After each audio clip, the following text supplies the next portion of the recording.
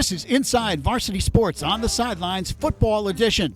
Hello again, everyone. I'm Lou Brogno alongside Rich DeCourt. We welcome you to St. Joseph Regional High School in Montvale, the home of the Green Knights, where they played a huge game last week against the national power in St. Francis Academy of Maryland, and another big divisional game coming up this week against Paramus Catholic. But when you talk about big divisional games within the United Division, Rich, none bigger than what they call the mother of all high school football rivalries. In fact, some people say it's the greatest high school football rivalry in the nation. Bergen, Bosco. Yeah, Bergen, Bosco, Bergen. It depends where you're from or really who won the game last year. And it was a really good one this year. The 72nd meeting between these two teams at Granitel Stadium on a Friday night in a key United Division game. All about the Bergen run game early. It's Ryan Butler, the sophomore tailback, from 9 yards out early on in the first quarter to make it 6-0 Bergen after a missed extra point. Then in the second, it's Andrew Bowl connecting with Amar Gist, 45 yards on the post to make it 14-0 Bergen after a converted extra point. A field goal at the end of the first half makes it 17-0. As we move to the third, it's now the junior signal caller, Jake Robbins, in at the quarterback position for the Ironmen as he'll hand off to Jalen Berger. Comes up the left side, 19 yards to make it interesting. 17-10 Crusaders at that point. As we move to the fourth quarter, Vito's guys looking to close it out. Ryan Butler goes in for his second rushing touchdown of the night. After a missed extra point, the door is open. 23-10 Crusaders. It'll be a crucial 4th and 15 for the Ironmen to keep their drives alive. And Robbins looks over the middle, connects with Robert DeLucia for a critical 4th and 15 conversion. A few plays later, Robbins going to have a moment of glory himself. Takes the snap, looks back, doesn't see anything, will boot out to the right, dives, and hits the pylon. He'll have a moment of glory to celebrate in front of the student section as it's 23-17. Unfortunately for the Ironmen, just not enough time on the clock. Bergen able to pick up a first down and run out the clock. And you know what that means, Lou. Once Bergen wins against Bosco anywhere, you know something's going to happen with Coach Campanile. And if you take a look at it this year, this was talented, man. This was talented, but God, this is hard to watch. Just wait for it. Oh! You're athletic, Vito. We get it. Props to you, man. But whew, that hurt to watch. That was impressive. Yeah, no question. That was the most athletic thing we saw all night. No question about it. An impressive win also for Bergen Catholic. That's now 4 straight over Don Bosco Prep. So the Crusaders are taking control of the series at the moment. So big win within the division for Bergen Catholic. Now St. Joe's played outside of the division last week, going up against a national power in St. Francis of Maryland. And in that game, it really was the Panthers making all the big plays against that St. Joe's defense. Yeah, it was just an absolutely terrific effort from a national power. We'll take a look at this catch, possibly one of the best we've seen all year. Denilon Morissette, the sophomore wideout, gets 2 feet in bounds against the Green Knights here. Possibly the best catch we've seen all year on Inside Varsity Sports. But, you know, Lou, all around just such a talented first-class teams that the Green Knights faced off against in the form of St. Francis. Augie said it himself. He compared the defense, the speed and size they had to that of the 2009 Don Bosco team, one of the greatest New Jersey's ever seen. And caliber-wise, you just saw it, what they could do offensively.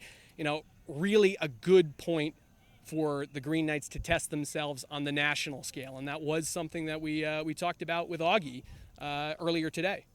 I think the first thing is that they fought till the end, right? I said it last weekend. We made some mistakes, we had some errors, and a team like that, the margin for error is really small. But I do like the way we fought, and we try to be physical every week, but with a team like that, you can't make mistakes. So we didn't accomplish what we wanted to accomplish, obviously. I think we got better in the loss, if that's a thing. And, looking forward to Paramus Catholic on Saturday. Yeah, looking back towards the rest of the state, I think you even said it yourself, no disrespect to anybody in New Jersey, but you're probably not going to see a caliber like you saw that past weekend. In terms of just keeping the intensity up week from week and, a point where a repeat title is basically your guys to lose at this point, as a coaching staff, how do you keep that focus week to week? Well, I think, first of all, I think the league is so strong that it's really, anybody's league, really. It's anybody's state championship at this point. We booked those games to get us ready for November and December, if it goes that far. I think they understand the severity of what we do every day. We come with a focus every day to make sure we are physical in practice, that we work hard, that they're pushed harder in practice than they are in a game. And listen, bragging rights in our area is important. So, fortunately for us, we don't need to kind of get them up every week. Every week is it's a rivalry. Sure. So, we're happy to be back in the state. And now this run that we have to make is as strong as we've ever had to go through with PC, Bergen, Bosco, Seton Hall, and St. Peter's. So, in order for us to get where we want, we have to win these games. Sure. Bringing the focus back to this week, what have you seen from the Paladins? I think they're much improved from last year.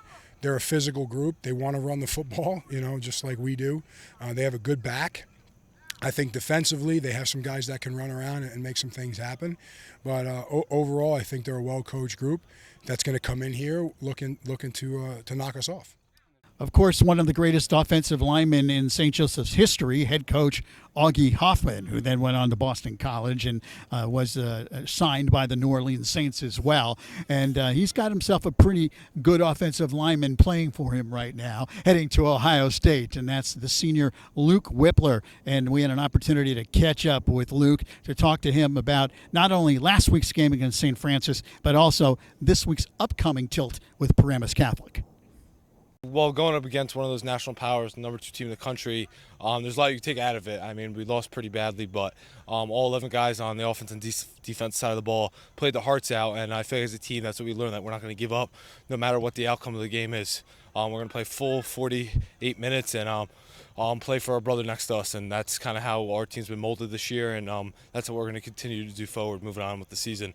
And as an offensive line, I feel like we've shown that we can compete with the best in the country, but that's by far the best defensive line we're going to see all year. So only letting up 1 sack is pretty impressive. There's been so much talk within the state about what Audrich's been able to do on the ground, and like any other football team, it all begins with the work that you guys are doing on the ground.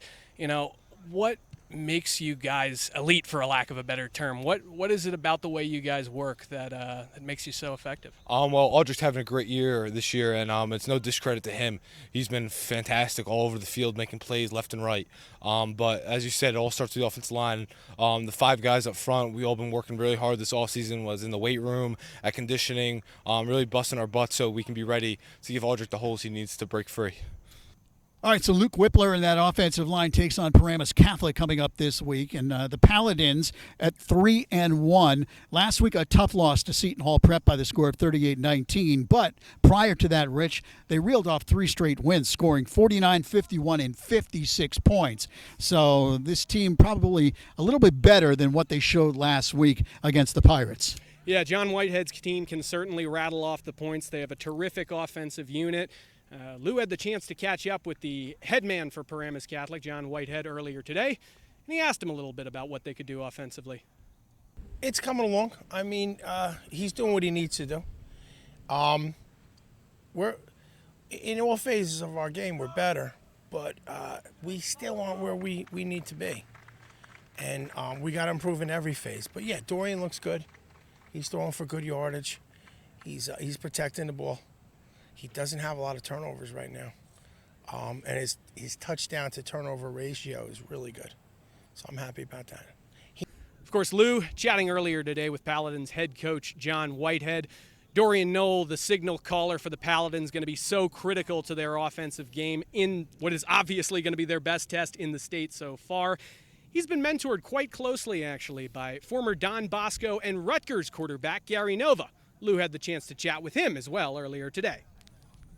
I think he's doing a good job of taking command of it. I think last year they were all young guys. They had a good year of experience. This year they're feeling confident in what they're doing, and he's really starting to take command of the pass game, the whole offense, and he's going out there playing confident, throwing the balls, decisive, making good decisions. And we're going to have a big test this week, coming off a loss. I think it kind of woke us up a little bit. Credit to Seton Hall, they played a great game, but we got a big challenge and we just got to focus on that. We have a very explosive run game and pass game. If we could depend on the run or the pass, depends on what Coach Nova wants to do. I know we're going to be reliable in each part of the game, run or pass, and we could put up points on anybody. Just anybody who could beat us is ourselves. All right, so Paramus Catholic, obviously, tough test coming up this week against St. Joe's. Last week, their quarterback, Darian Noel, under the tutelage of Gary Nova, had a good game, 22 of 36, 307 yards, and a touchdown. He spread it around as well. Michael Hudson had 8 receptions, Troy Leary, 5 receptions. They're going to need more of the same here against St. Joe's. And one of the keys, obviously, Rich, is the offensive line for Paramus Catholic. They will need to give Noel time to throw. Yeah, for the entire Paladin team this week, it's just a matter of executing. It's kind of crazy to say, but they need to play the perfect game, right? There's a reason we play these games. There's a reason you don't crown champions on paper. You need to execute in these games, and that is the opportunity that the Paladins have on hand this year. They've demonstrated against some of their earlier opponents they can put points on the board.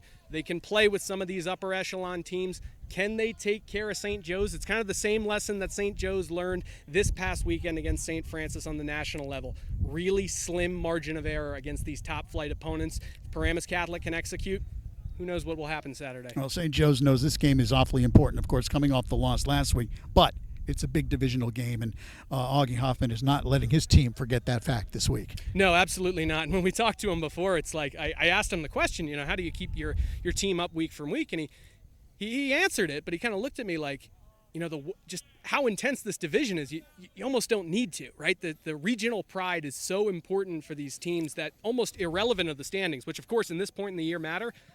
These guys care about that stuff. They care about beating your Boscos, your Bergens, your St. Peter's Prep, your Paramus Catholics, and vice versa for just about every team in this division.